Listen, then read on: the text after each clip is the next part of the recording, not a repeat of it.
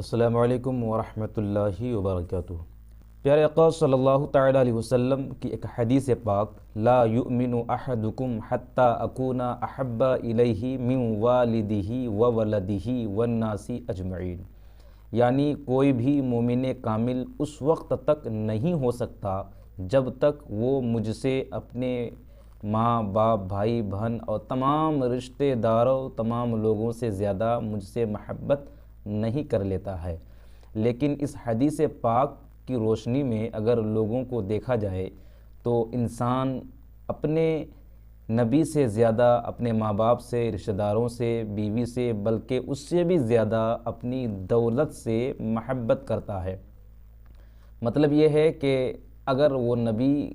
علیہ السلام سے زیادہ کسی اور چیز سے محبت کرتا ہے تو اس حدیث پاک کی روشنی میں وہ مکمل ایمان والا نہیں ہے۔ حضرت عمر رضی اللہ تعالی عنہ نے کہا تھا کہ یا رسول اللہ، یا حبیب اللہ، میں اپنی جان کے بعد سب سے زیادہ آپ سے محبت کرتا ہوں۔ تو پیارے آقا صلی اللہ علیہ وسلم نے ارشاد فرمایا تھا کہ اے عمر، ابھی تک تمہارا ایمان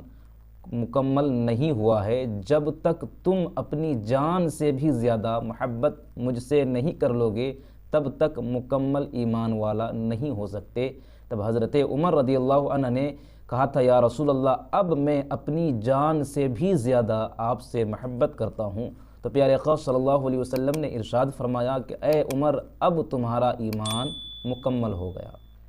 اس حدیث سے پتہ چلتا ہے کہ صحابہ کرام کے ایمان تو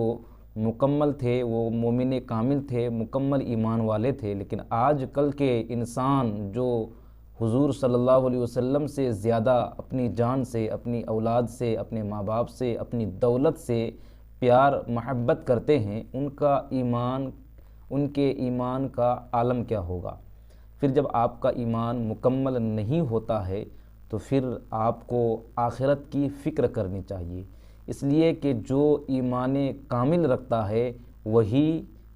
آخرت میں کامیابی حاصل کرتا ہے، ورنہ پھر آخرت میں پریشانی، مصیبت اور عذاب کا سامنا کرنا پڑے گا۔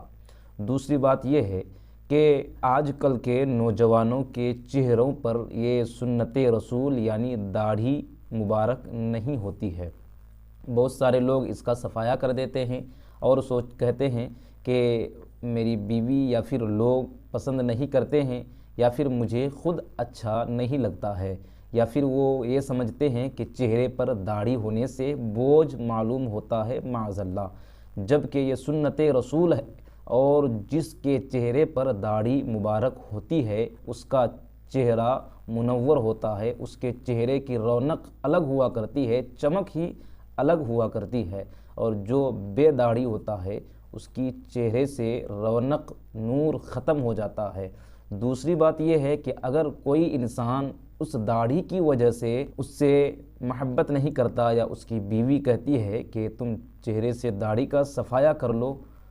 تو اپنی بیوی کے کہنے کے مطابق اپنے چہرے سے داڑھی کا اگر صفایا کر لیتا ہے تو مجھے بتائیے کہ وہ اپنی بیوی سے زیادہ محبت کرتا ہے یا نبی سے زیادہ محبت کرتا ہے؟ اور اس حدیث پاک کی روشنی میں وہ ایمان والا، مکمل ایمان والا نہیں ہو سکتا ہے۔ دوسری بات یہ ہے کہ اگر وہی بے داڑھی والے چہرے کے ساتھ وہ قبر میں آئے گا، قبر میں جانے کے بعد جب حضور صلی اللہ علیہ وسلم تیسرے سوال کے وقت ما کنت تقول فی حق ھذا الرجل، جب یہ سوال ہوگا تو روایتوں میں آتا ہے پیارے آقا صلی اللہ علیہ وسلم اس وقت تشریف لاتے ہیں، تو اس وقت اگر حضور صلی اللہ تعالیٰ علیہ وسلم نے آپ کے چہرے میں داڑھی کو نہیں دیکھا تو پھر بتائیے کہ حضور صلی اللہ علیہ وسلم اس وقت آپ کو دیکھ کر راضی ہوں گے یا ناراض ہوں گے؟ پھر جب آپ سے ناراض ہو جائیں گے تو پھر حضور صلی اللہ علیہ وسلم کی شفاعت کی امید آپ کیوں کر رکھ سکتے ہیں؟ اگر آپ چاہتے ہیں کہ قبر میں، حشر میں حضور صلی اللہ علیہ وسلم کی ناراضگی کا سامنا آپ کو نہ کرنا پڑے، بلکہ حضور صلی اللہ علیہ وسلم کی رضامندی آپ کو قبر اور حشر میں حاصل ہو، تو پھر آپ